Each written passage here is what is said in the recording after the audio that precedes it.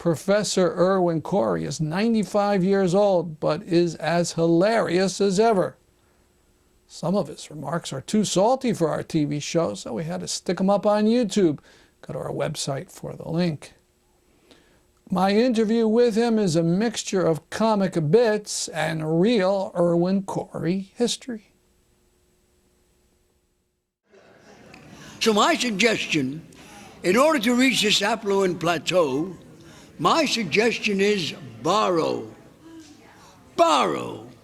Start with your friends. Borrow from your friends.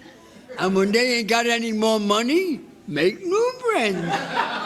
But keep borrowing. That was the basis of our government success. Our forefathers borrowed. They borrowed and they never paid it back. Our fathers borrowed, they didn't pay it back. We borrow, we ain't gonna pay it back. It was our forefathers that gave us this debt. If we had two fathers instead of four fathers, we'd have to go in debt. Now I want to say that we are here primarily in order to push off and start off a great idea. It was W.E.B. Du Bois who said, you can't have a third party in the United States as long as you have one party operating under two different names. There's no difference between Bush's program and Obama's program. I voted for him, which was my first mistake. The man lied to us. He sent 20,000 new recruits to Afghanistan. He's supposed to have gotten us out of the war yesterday. He wants to wait another 2 years to keep us in there, killing people we don't even know. I'm speaking to Professor Irwin Corey, the world's foremost authority. Good afternoon. Good evening. I'd just like to know that the possibilities exist only after circumstances prove that the allegations can no longer substantiate the evidence that made it. What was the question? I don't remember. My other question, though, was you're wearing a tie and sneakers. Why? Why? I'm wearing a tie and sneakers. That's a two-part question. Two parts. First you ask why. Well, why has been plaguing man since time immemorial. Scientists, educators, teachers have all been wondering the ultimate why. And these few moments allocated me, it would be ludicrous on my part, for the sake of brevity, to explain why. Do I wear sneakers? Yes. Very good, thank you. The question again is, why do you think our forefathers fought and died? They fought and died and bled so that we can fight, die, and bleed. Oh, I understand. Speaking seriously, when did you first get involved in show business? Oh, is this show business? I thought it was politics.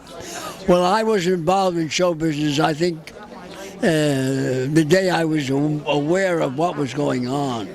Uh-huh. And that's pretty soon.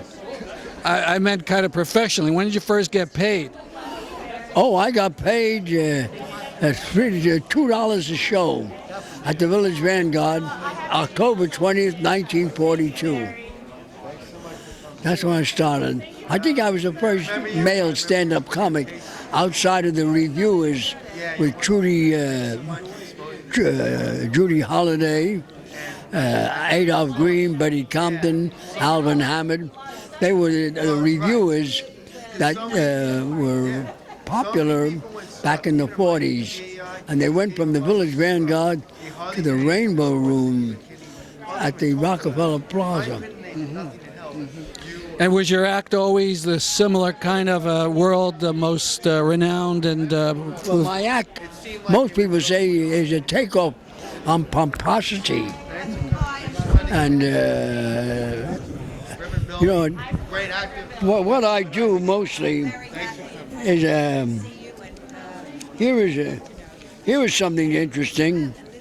In 1993, I sent $395,000 worth of medicine to Cuba. Really? the Post wrote about it, and I gave $40,000 of my own money to buy that. And what the United States was doing in Cuba was quite a criminal act. Absolutely criminal. Absolutely. And you were on Ed Sullivan and I'm sure other I shows? was never on Ed Sullivan. No, okay. I was on his show. Okay. And that's the difference, yeah. I guess it is. Were you on Jack Parr's show? I was on Jack Parr, Steve Allen, Johnny Carson, Merv Griffin, Mike Douglas, Pat Boone, Stella Reese, Richard Pryor. I was on all these shows. I see. And have you been involved with political campaigns? You mentioned what you did in Cuba, and you've been involved with a bit of anti-war stuff too, right? Yes, I've been in politics since I was born, I think. Mm-hmm. When was that? 1914. Wow, that was when when they had a war to stop all wars, a war to save democracy, and the war to end wars. That's why they called it World War #1. Were you ever in the Army yourself? I was in the Army, yes. But I was released from the Army on a thing called Section 2, convenience of the government. Why was it convenient for the government to let you go? Because they said I was a useless man eating food, and when starving people needed it. So they kicked me out of the Army. And when was this? What years? They kicked me out in 1943. Well, that was, I'm sure the war effort was hurt by that. Oh, the war effort, yes. There was never a good war in the whole world. Never. World War II, World War I, never a good war. Well, I want to thank you so much, and it would be a privilege if I nice could to shake be your here. hand. That's our program for today. See you next week at this time. I'm Stanley Heller. This is The Struggle.